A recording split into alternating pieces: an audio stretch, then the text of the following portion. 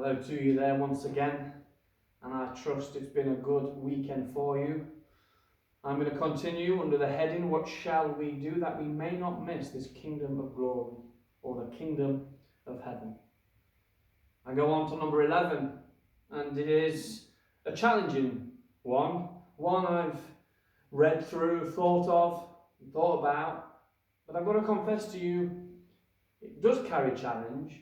And I would also say that, do we hear much of this topic in today's modern pulpit?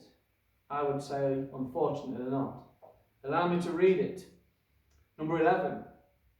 If you would not fall short of the heavenly kingdom, beware of too much indulging the sensual appetite. Make not provision for the flesh. Romans 13, verse 14.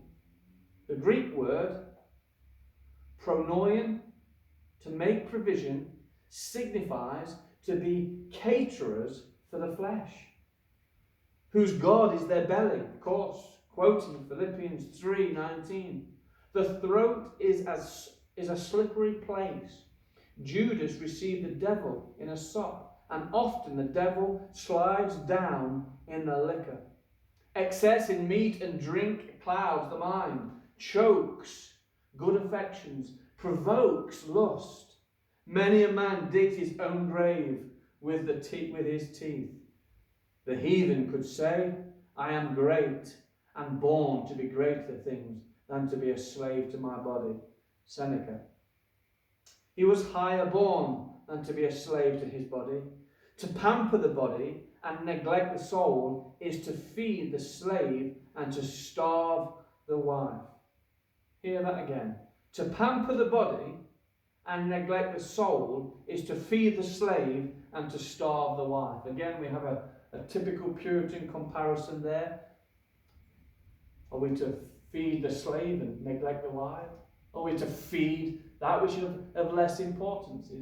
Is what, though strong language, is what Watson is saying. We ought to care for that which is of greater importance. And of course we speak spiritually, don't we? Are we consumed by the things of the body, or are we ever diligent in feeding our soul? Take such a proportion of food as may recruit nature, but do not surfeit it. Excess in things lawful has lost many the kingdom of heaven. A bee may suck a little honey from the leaf, but put it in a barrel of honey and it is drowned. To suck temporarily from the creature, yes, God allows, but excess engulfs men in perdition.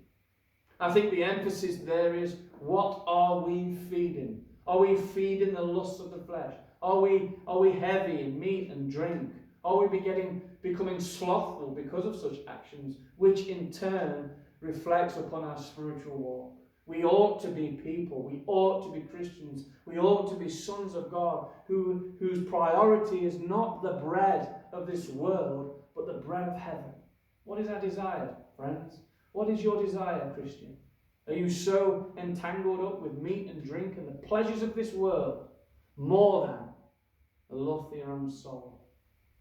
A very challenging section, something I think that we ought to consider as a Christian.